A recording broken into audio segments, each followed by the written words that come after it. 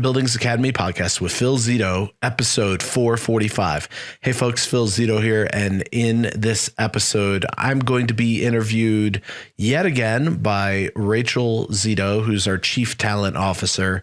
She's going to be discussing just our experience, well, rather my experience as an entrepreneur running Smart Buildings Academy. What did I learn? How did this business come about? And we're going to share some pretty good actionable tips, lessons learned building teams, lessons learned building training, and a bunch of other valuable insights that I don't want to share with you just yet, because then you have no reason to listen to the episode. So that being said, everything will be available at podcast.smartbuildingsacademy.com/445. Once again, that is podcast.smartbuildingsacademy.com/445. Thanks for showing up, and let's get into the episode. Hey folks, Phil Zito here. And in this episode, it's actually Rachel, our Chief Talent Officer, and I. And instead of me interviewing someone, she's actually going to be interviewing me. My hope is that at the end of this episode, all of you will get some valuable insight and maybe avoid some of the pitfalls that I've run into on this journey that is called business and life. So with that being said, Rachel, hey, welcome to the podcast. Yeah, thanks for having me on again.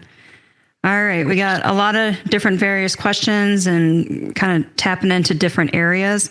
So why don't we kick it off with, why don't you share about why you wanted to open up and share more details about your journey with everyone? Yeah, so I mean, nowadays there's a couple people on LinkedIn, but a lot of people they share the good stuff, and unfortunately we don't get to see a lot of the bad stuff. We don't get to see the neutral stuff. And along the way, I've had to learn a lot of things. I've run into challenges, I've had successes, and this podcast, ultimately episode 1, was started with sharing and educating and helping folks along the journey. And this is just a different part of my journey. This is a part of the business journey. And my hope is that people will leave with, hey, I didn't think of that, or maybe I should consider that, or, recognizing potential pitfalls, potential issues, as well as opportunities to grow. So that's really why I wanted to share this. And just like a brief segue, I mean, this is stuff you and I talk about quite often, and it's really helped me grow. And I think bringing this to the forefront to the audience, my hope is whether you're a manager, owner of a business, or even if you're an individual contributor, you can see kind of mistakes I've made, growth I've made, and maybe you can pick up a couple nuggets along the way. All right, sounds good. Well, let's go into the business history. Let's start with that then. Just what kind of business did you think you were starting compared to what it is today? Man, that's a great question, because that was an interesting one. I had this vision that individual contributors would come, and they would come by the thousands, right? It was going to be this, and you see this all the time. And I think it's one of the blessings and curses of an entrepreneur.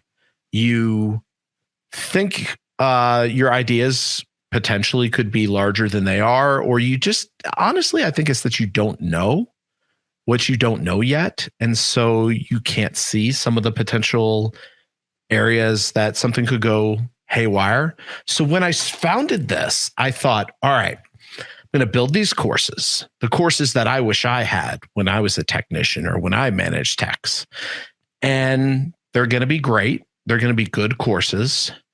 And then people are just going to buy them. Individuals are going to buy them by the thousands.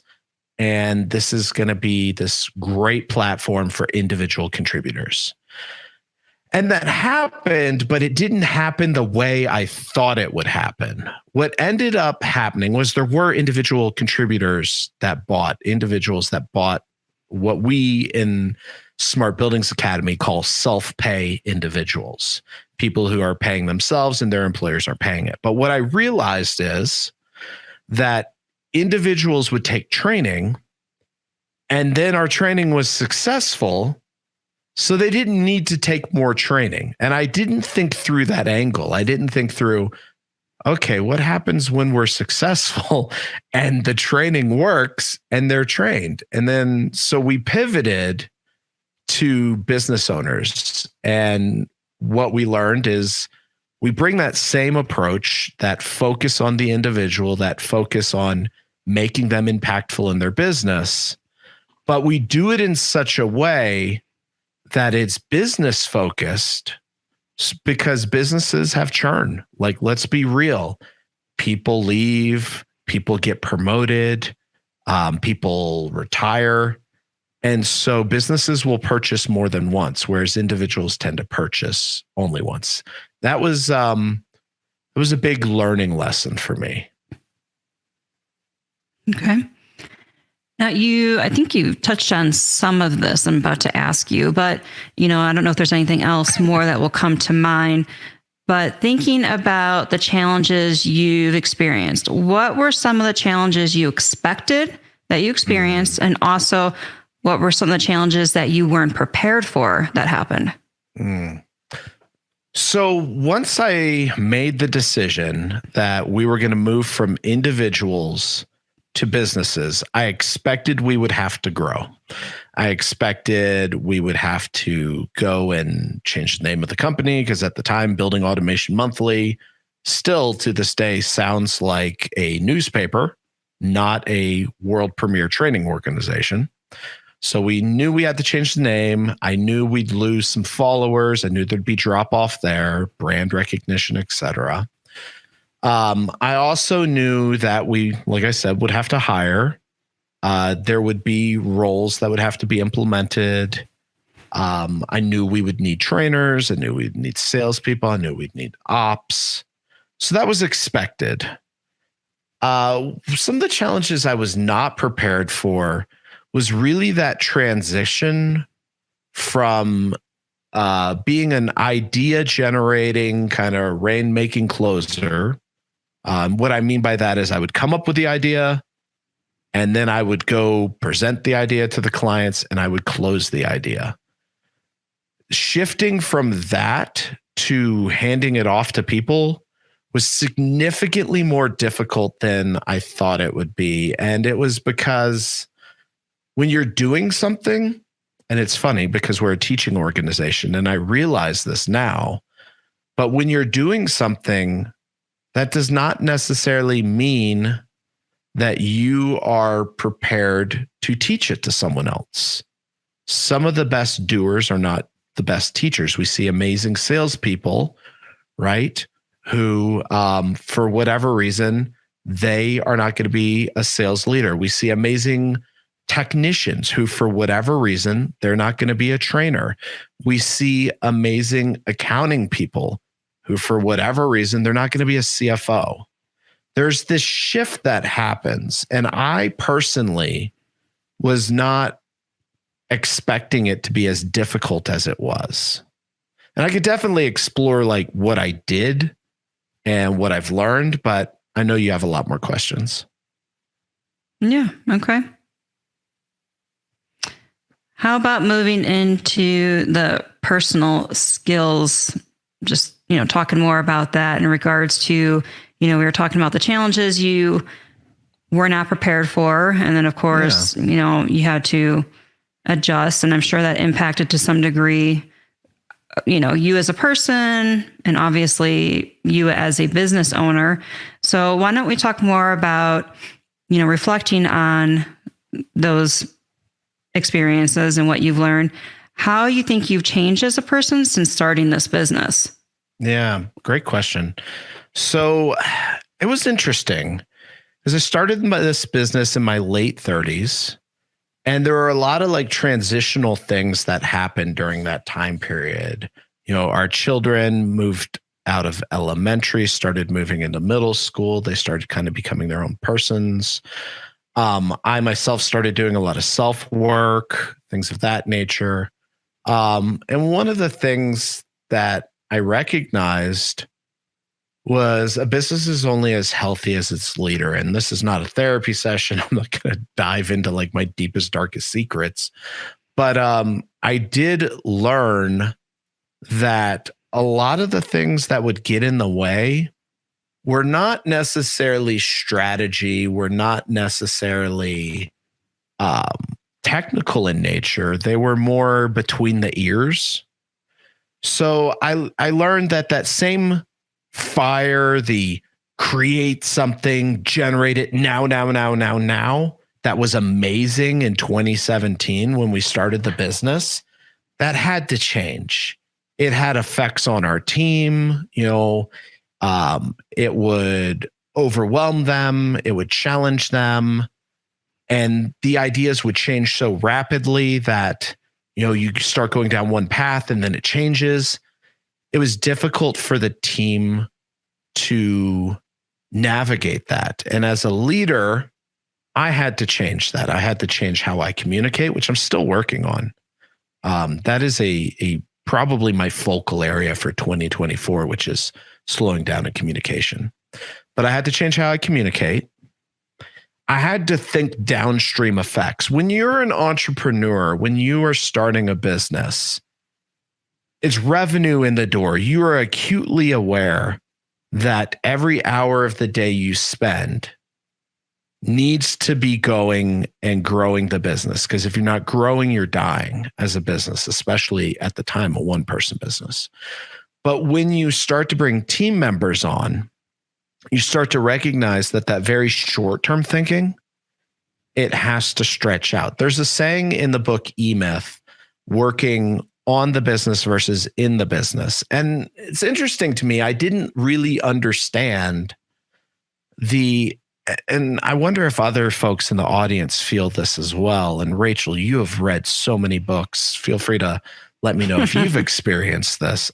You laugh, but folks, she has a floor to almost ceiling bookshelf of probably 300 books that she's read every one. Well, not to mention, I am a licensed mental health therapist, so I also have real world experience, not just reading books. Let's clarify that one. That's a common joke here. Yeah, definitely. Anyways, I'm not even going to step into that. So I will say, though, that sometimes, and I've experienced this, I'll read something and it's only 3 years into a journey, 4 years into a journey that I actually understand what I've read. So for example, there's the saying of put the right people on the bus in the right seats. We're still figuring out organizational structure. I think we've got it a lot better than we have in the past, but figuring out who needs to do what, how they do it. And all of that has to be thought out. You have to make the time and the space to think it out. So it's really shifting from that transactional, reactional, do it now, kind of hunting, closing, killing, grabbing the money, grabbing the deal, making the customer happy, doing it all right now, to having that same customer focus, that same revenue growth focus, but at a strategic level. I know that was a lot, but did that kind of answer that for you? Yeah, I think so. How about, are there any, unexpected skills that you've developed being an entrepreneur? Oh gosh, on this journey? Yeah. So something I really didn't appreciate until probably this week, it actually just clicked. I had the realization that how people experience me is not how I experience me.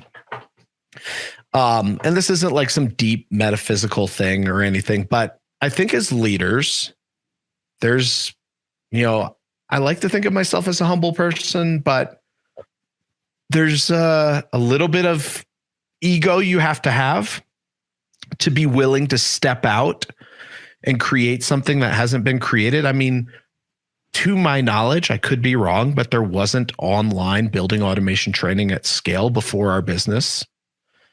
And to go and say, we're going to train a technician from 0 to 2 years worth of skill in 3 months was unheard of. And a lot of people didn't believe that could happen. So you have to have some, I don't want to say lack of rationality. That's not what I'm trying to communicate. Help me with this, Rach. What I'm saying is you have to have a belief in yourself, but it has to be a little bit bigger than normal. Does that make sense? Yeah, sure. So I will say... Sounds good. Yeah, it sounds great. Amazing. I will say that this past week, we originally recorded this podcast, right? And this is our second time recording it. And we had some folks listen to it and they're like, I don't think you're trying to communicate that. And as I listened to it, I was like, that's not what I was trying to communicate. And that's not who I am as a person. And I don't know why it's coming across that way. So really being self-reflective as a leader, being much more clear in your communication, thinking strategically, really, how do I say this? Being okay with killing your own ideas. You know, you found this, you can start to buy into the myth of I'm the creator, I'm the entrepreneur, and you have to let that go. There's people a lot smarter than you. And if you're blessed to have them on your team like I am, then it's really important that you listen to them. And I'm not saying I don't listen to them, but at times I can be so laser focused that I don't see the bigger picture. Yeah, I thought that was bringing up that situation, that example from the podcast that we recorded and all that was a great way to answer that question. I'm glad you brought that up because, I'm now reading, we came up with questions to keep, so you can communicate clearly the message that you want to. And I'm feeling a little stuffy here, trying to make the questions sound not like I'm just reading them straight from a document. So you bringing up and mentioning what we tried to do was just a great example to give. And it kind of takes away from me I can't really say a whole lot and this isn't really conversational. I'm just going to be reading him questions. So, I think it removes some of the pressure. You bring the honesty into it is what I'm trying to say. So, and with that, so looking at my sheet of paper and on the list of approved questions we put together, and I joke saying approved because it's questions that ourselves and, other people came up with just to, again, make sure you communicate exactly what you want. Talking about all that and thinking about all that, is there a failure that you can think of that led to, or maybe, more than one failure that led to significant personal growth? Yeah. I could think of a couple, but I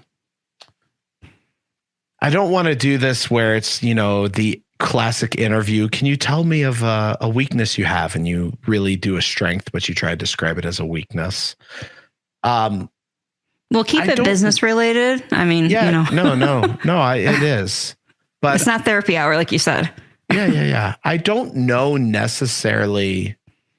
I mean, I've had strategic failures. I invested in areas that I thought would grow faster than they grew, but I've learned from them.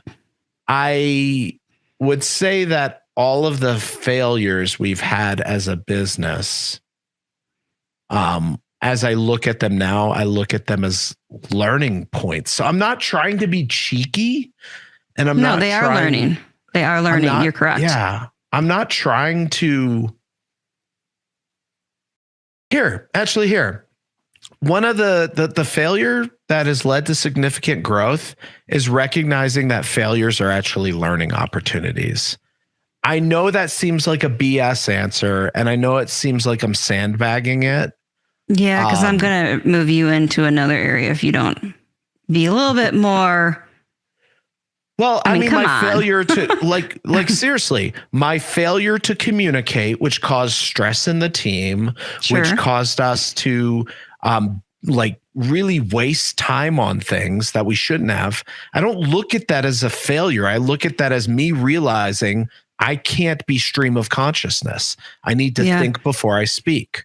My going and creating courses in the early 2020s and putting them out into the market and developing them alongside the customers. While I look at our current development path and how we produce a super polished program now before it ever goes to market, I think if I hadn't done those things, you could look at those as failures because some of those courses flopped. But I look at that as a learning opportunity. All right, let's take the word failure out, since you're kind of getting stuck on that. I am getting stuck on it. Let's think about it in the way of just, situations or choices you made that were not the most effective. Sure. That led to significant personal growth as a business leader. Not setting up a culture of accountability early enough in my organization. I very much flew the business in the beginning when it was just me very reactively. So there wasn't necessarily a need for accountability because if I wasn't selling, revenue wasn't coming in and I had a family to support. Yeah. And people want to do the right thing. I truly believe that. I think everyone on our team wants to do the right thing. But when you have a ton of competing interests, accountability standards and metrics will drive the behavior to the most right thing. And I see that in my own personal life, in how, and we'll talk about this later with the balance of work and personal life, but how they can become, I don't want to say intermeshed. I'm not using that term, but they can become intertwined. And then it's hard to separate one from the other. I'm starting to figure that out. And how healthy you are in your own personal life is going to directly correlate to how you run your business, because your business is a reflection of you. Does that make sense? Yeah. And I apologize if anybody hears any noises during that moment while you're talking. I don't know.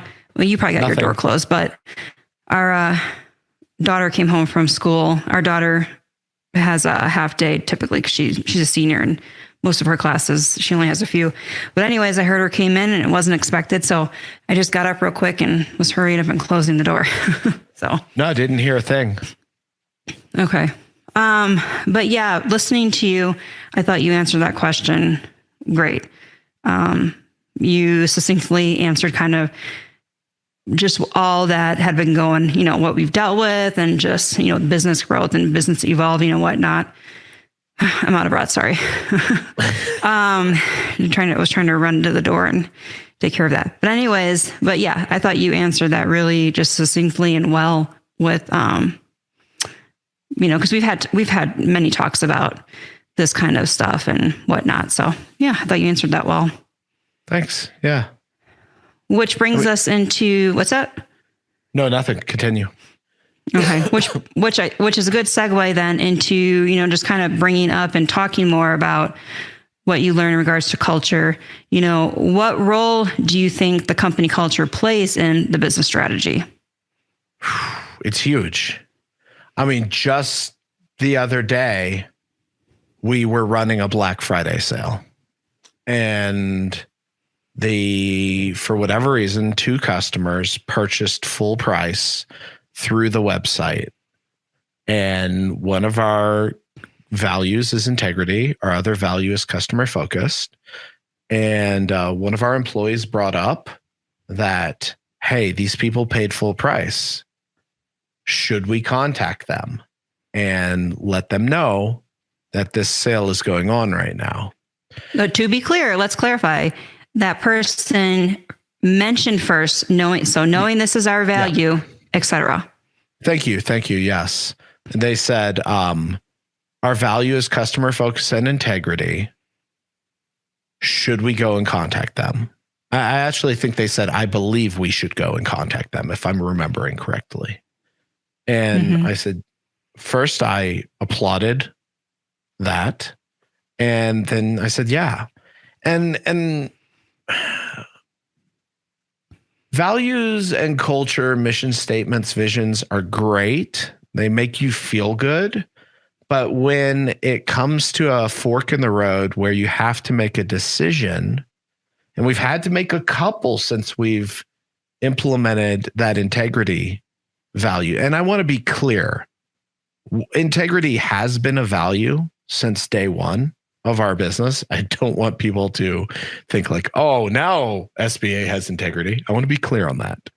But we ratified it into a core value on paper. And since doing that, we made integrity-based decisions in the past, but I just think it was made because that's who we are as an organization. But now when it's fresh in your mind, you stop and think about it a little more. And it's like, hey, we've got this large customer. They purchased a product, a solution from us at a specific price. They sent us an email saying, we're going to pay you a higher amount. What do? Well, we contact them and say, hey, contractually, you agreed to the lower price. So we're only going to charge you the lower price. That costs our business money. Just like the Black Friday thing did. It costs our business money. But more importantly, it builds our team integrity. And integrity carries over. When you are a remote training business, we don't sit there and have stuff monitoring our employees' laptops. We're not sitting there, hey, check in every 15 minutes with us.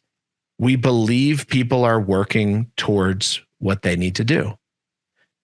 And so that integrity with our customers, it carries and permeates through the organization into the choices of, hey, I'm doing this. I'm going to take this time off to do X with my kid. You didn't have to tell me that, but you do it out of integrity. And so culture is huge because one of my concerns, I would say it's a concern, not a fear, is we've got some aggressive growth goals as a company. It's going to require us to add more instructor staff. It's going to require us to expand different groups. And we're going to have leaders of leaders and potentially leaders of leaders of leaders. What happens when Rachel, the Chief Talent Officer, and Phil, the CEO, are not interacting with those people on a day-to-day basis? How do we ensure that they value customer service, they value integrity, they go and value ingenuity and inventiveness and collaboration and clear communication?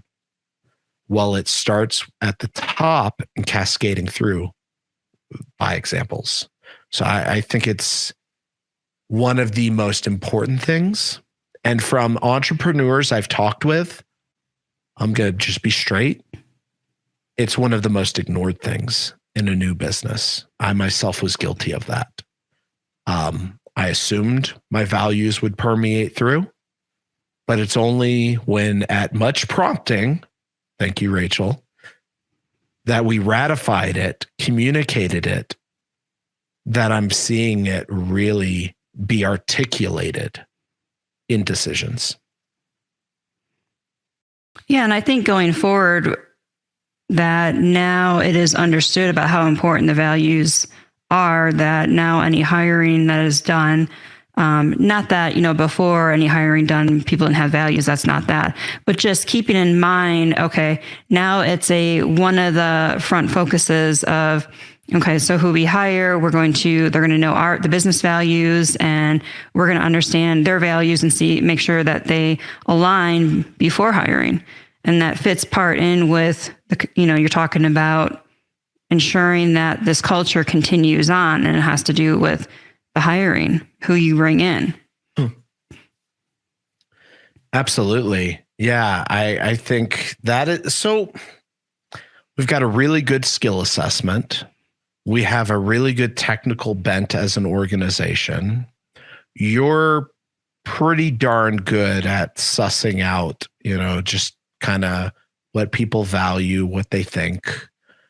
And all of that comes across in our interview process. But as we look to move people into new roles, I think people will say things like, hey, as we hire people, we can compare them to our values. But it's more than that.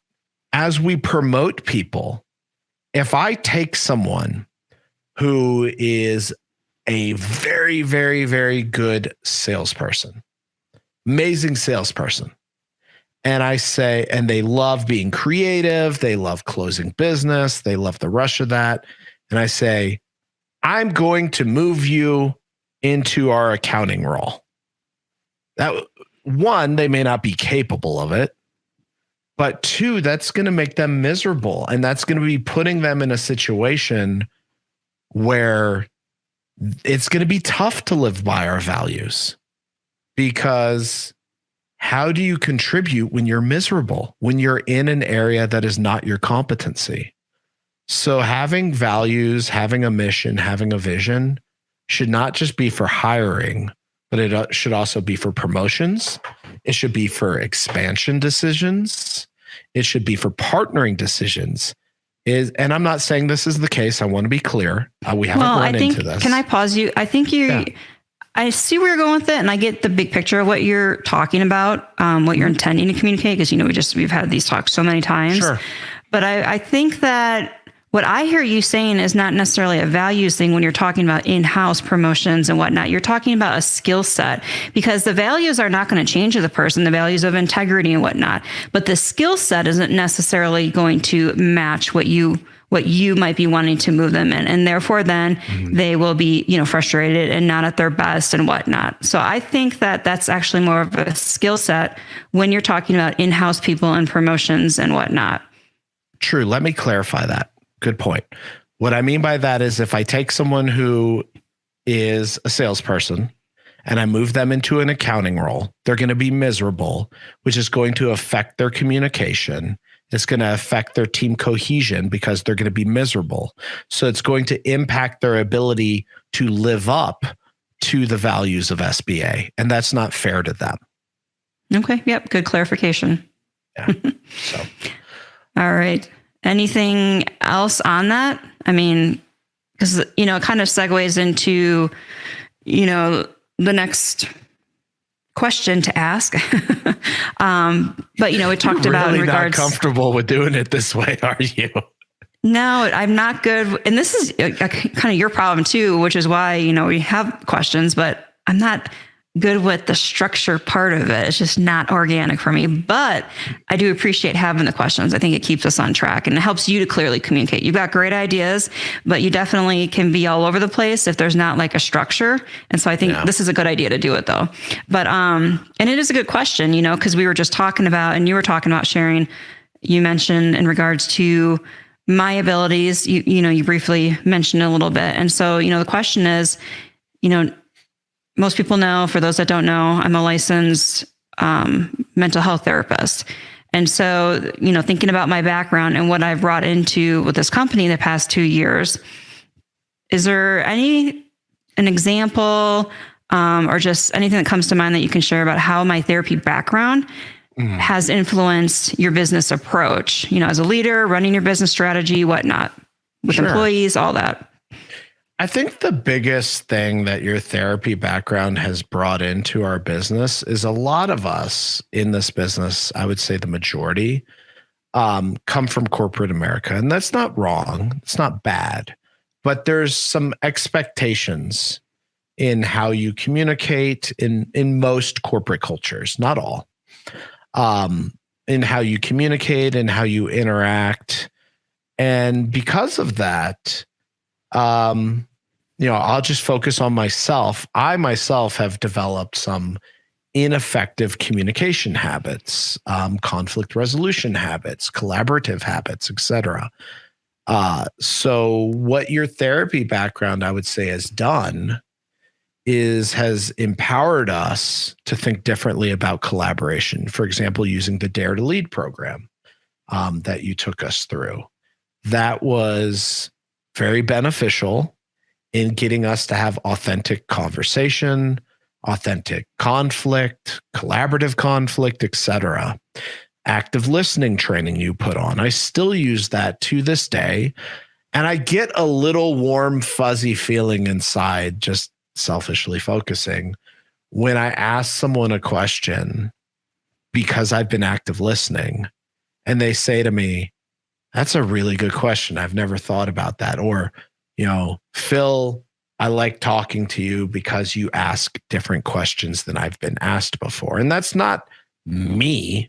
That is just me listening and most of the time repeating back what the person's saying, because as I learned very clearly earlier this week, you may think you're saying something, but you're not aware you're saying it in the way someone else is experiencing it.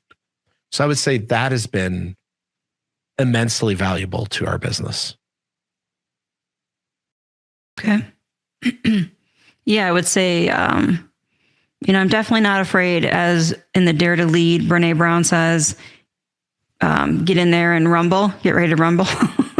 I'm definitely not afraid of rumbling. And so that's where pointing out, bringing to attention, even when because you guys are very busy, and it can be frustrating at times, I'm sure, but I'm like, hey, wait a minute. You guys need to talk about this. This needs to be talked about, just not being afraid to get in there and pull these little things out that I'm seeing that I can see bigger problems coming down the line. And you guys then stopping and noticing and, oh yeah, and then talking through and kind of noticing that. So, yeah. All right. So looking back, we're on the reflection part of it now. These are not my questions. These are not my questions that I put together. So I'm looking at them, and I did read them briefly before, and I'm like, okay, yeah, sounds good. But looking back, I said, reflect to me. So looking back, is there anything you would have done differently?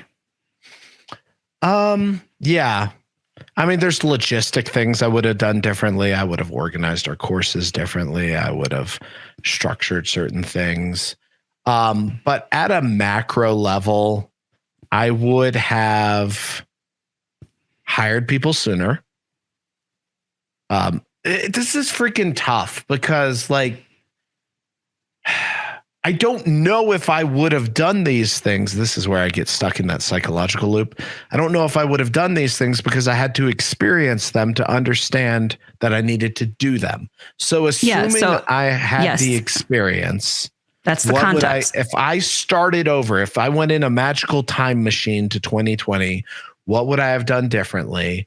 I would have... Hold on. Yeah. This is, you need to see the question as knowing what you know now. See, now Exactly. I guess if I had looked through the questions better, I could have reworded it. But knowing what you know now, going back, what would you have done differently knowing what you know now? I would have focused on customer. I would have recognized that customer segmentation is huge. I would have built a sales team focused on a specific set of customers, and I would have hired instructors significantly faster because we're not a sales organization. We are a training and talent development organization. And it took me 5 years to realize that. You have to sell naturally. If you don't, you're not going to have revenue. You're going to go out of business. But we're really freaking good at creating training and changing the outcomes of technicians, programmers, salespeople, project managers at these organizations. So I would have gotten trainers a lot faster. I still would have had in-house trainers. At this current time, I don't see a foreseeable future where we use adjunct and outside trainers. That could change, but I don't see that with our model right now. I would have taken on more consultancy opportunities. I as we're doing more of those now, I'm seeing the value of that because there's different problems we can solve. Can I just interject? Because I'm kind of getting stuck on something you said. Sure. And I think it's important to clarify, especially if anybody is listening from your employees right now, when you said that you don't foresee having adjunct, but maybe in the future, to clarify that statement, you do plan, if for some reason you were to even have adjunct, to have some key trainers, but building and expanding the training department, who knows what that can be. But you great. I just wanted to clarify that. Any foreseeable path forward where Smart Buildings Academy does not have in-house dedicated training resources. Yeah, exactly. I think that is one of our greatest competitive advantages, is that when you are in a class, when you're in an office hour, when you're in a live training, you're with a Smart Buildings Academy employee who is trained on our processes, is trained on our culture, and is delivering to our standards. And our training and quality standards are extremely high, to the point where it takes us about 6 to 10 hours to create 1 hour of content, which is on the high side. Yeah. And that's great clarification for not only current employees who are trainers right now and future, immediate future, and also as far as for customers too, to know that, Absolutely. So, yeah. All right. So I had to interrupt you. I don't know if you remember what you were saying. Yeah, no, I talked through sales, I talked through training, and I was going into consulting. I would have taken on more consulting opportunities as an organization. I'm starting to see that we are doing more and more of those, and we're really good at that. And then finally, I would have worked on my communication and my strategic planning sooner. I would have recognized that this endearing, well, I thought it was endearing, it's actually irritating to people, but this drive-by communication that I was like, oh, Phil has another idea, it's great, is actually pretty jarring to people. I would have recognized that my voice has an outsized impact. And it's hard to say that because I feel slightly egotistical saying it, and I don't mean it in an egotistical way. But when you're the leader, what you say has more of an impact, unfortunately. And so you need to be careful with what you say, because people, especially in our culture, want to do the right thing. And so recognizing that sooner, I would have done that. Okay. How about looking at work, balancing work and personal life? Just how do you do it now if you do? Hint, hint. No, I'm just kidding. And how has it changed over time? It's funny you say that, because I was going to joke and be self-defacing and be like, oh, I don't do that. Ha, ha, ha. But I actually, I should give myself some grace. I really think I've grown substantially in that area. In the first couple years, I don't think you saw me much. I still made time with the kids. I still made time with you, but you were also going to school, in fairness. So it was a rough period, being authentic.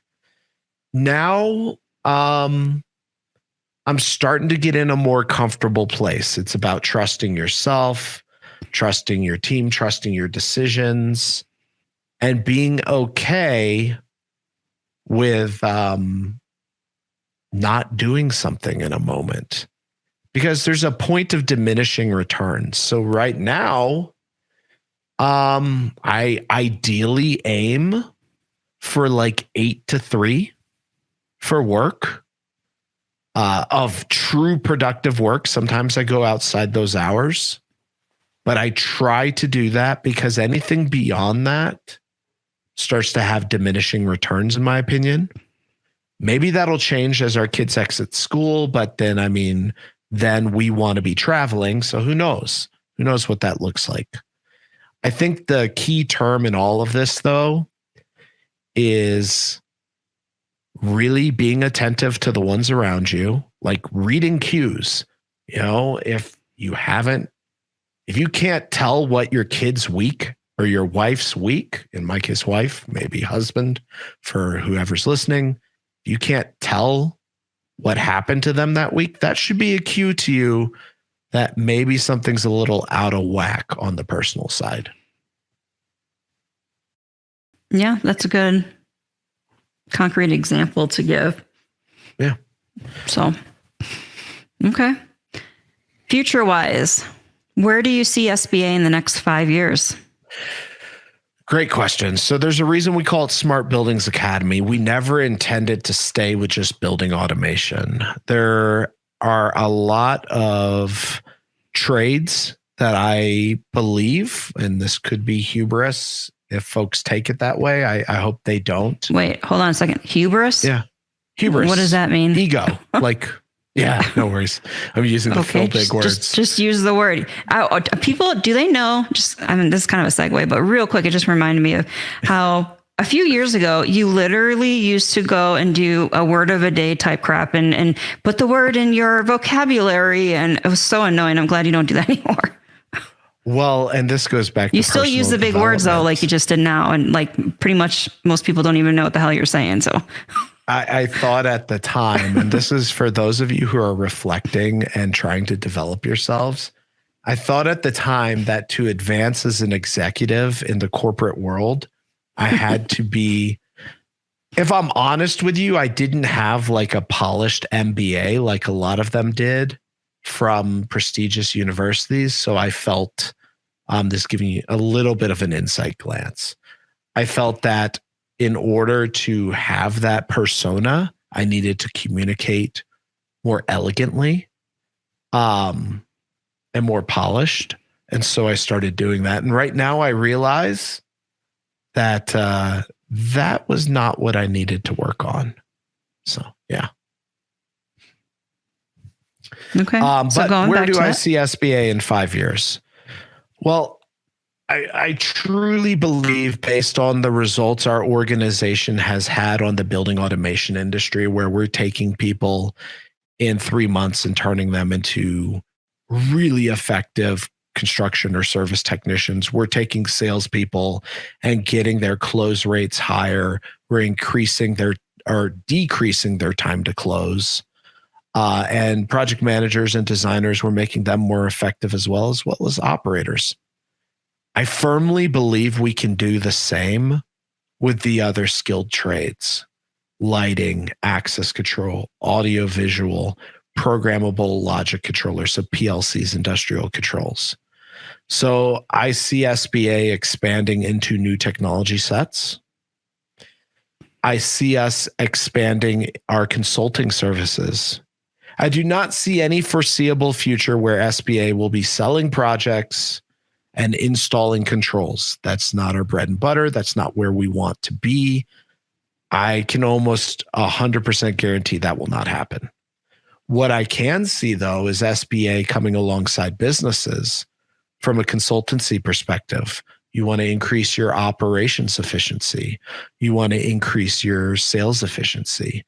You want to change your culture and your ability to communicate. These are all things that we're currently exploring, and within the next 5 years, I see this being a significant chunk of our revenue is our consultative services.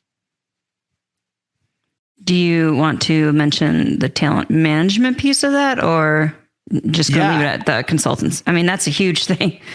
Yeah, I mean, absolutely. So one of the things we've heard from a lot of orgs is we can't hire people.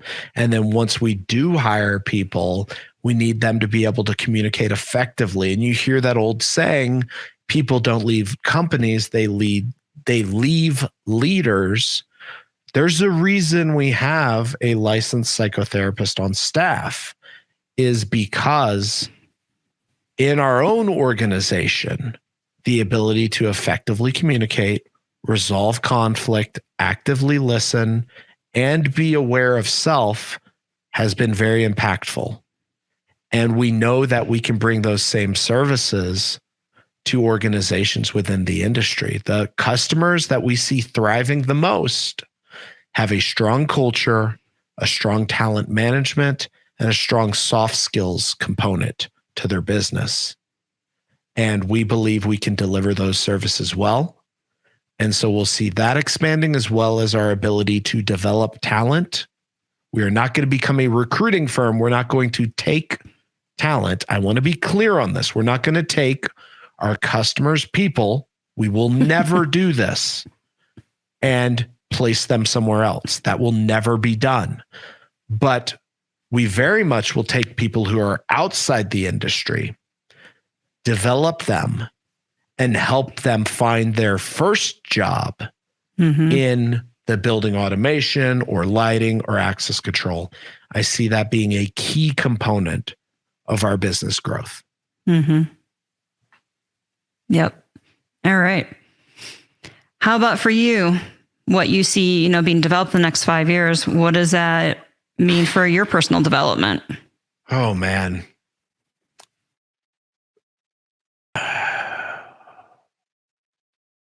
Really, more and more delegation. I know that seems like an easy answer. Reword the question to being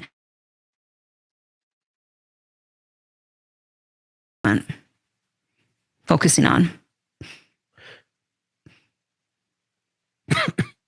So the delegation piece, that sounds good.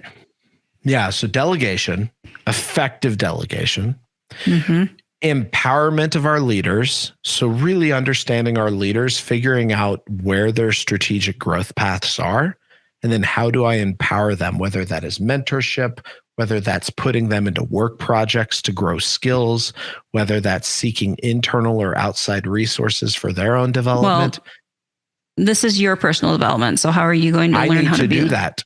I need to, that is not something I naturally gravitate towards. The idea of long-term talent management, like doing quarterly reviews and stuff, does not get me out of bed. Let's be honest. So maybe that goes into play. Like what we talked about is putting key people into positions. So people who have that strength to do that, not necessarily you to be doing that. True. But I don't think I will ever not have to do that for my direct reports. Right. But it goes back to the empowering. So, yeah. So there's that communication. Effective time regulation. I don't want to say time management. I want to say time regulation. And there's a very specific reason I'm using that phrase. So managing time means you're just putting things in, but you still are not necessarily regulating yourself during that time period.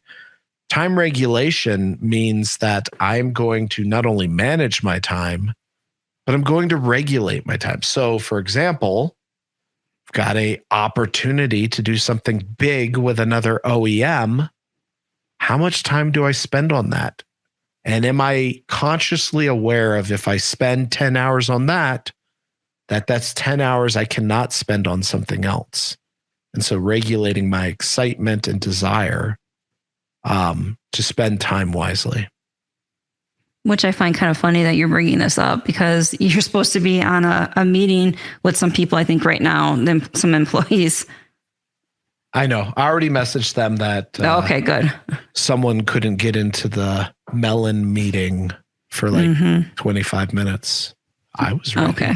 I'm not saying who that person was, but I mean, you know.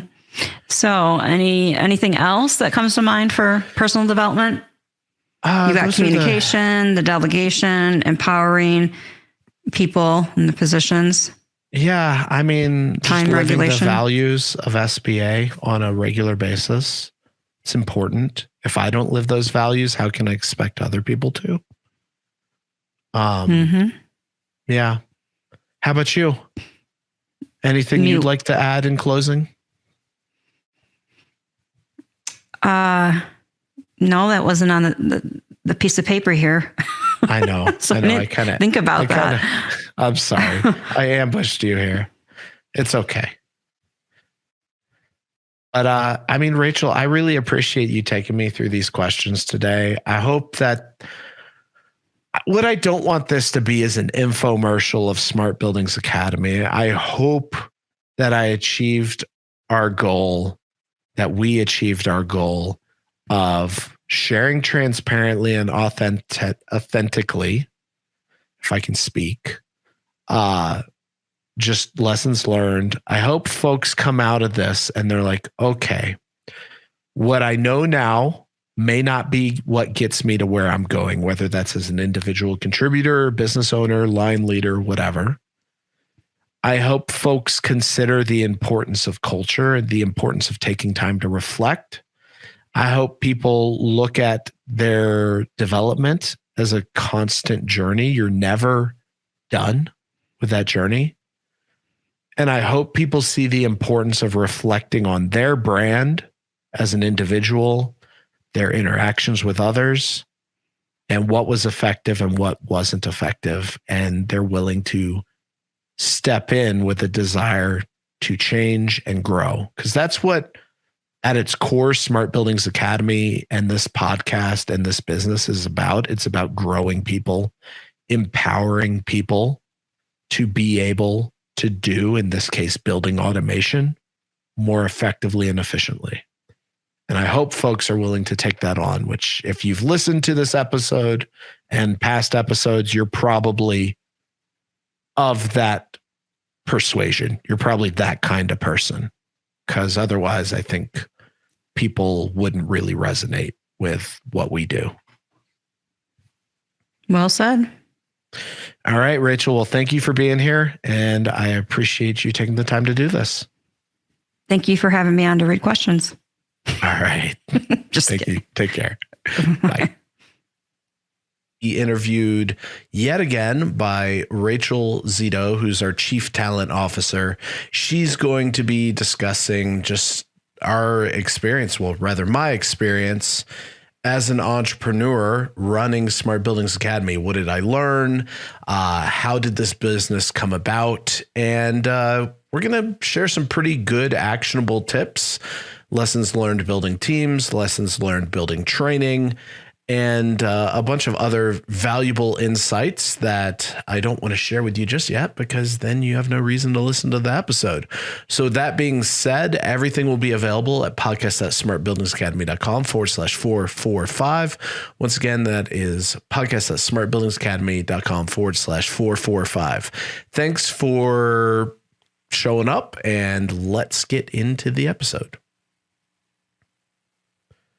All right, folks, I hope you enjoyed this episode. I hope you learned a lot. I hope you learned the importance of culture, the importance of transparency, the importance of being aware of yourself, of constantly learning and challenging your beliefs, and having an open mind as you go about the process of leading, whether it's leading a team, leading yourself, or in my case, leading a business. Thanks everyone for being here. As always, you can go to podcast.smartbuildingsacademy.com/445 to watch the recording of this, to go and get anything we referenced. I also encourage you, if these podcasts are valuable for you, please go leave a review on iTunes and or Spotify, or if you're watching this on YouTube, hit that subscribe button and that notification bell. It really does help.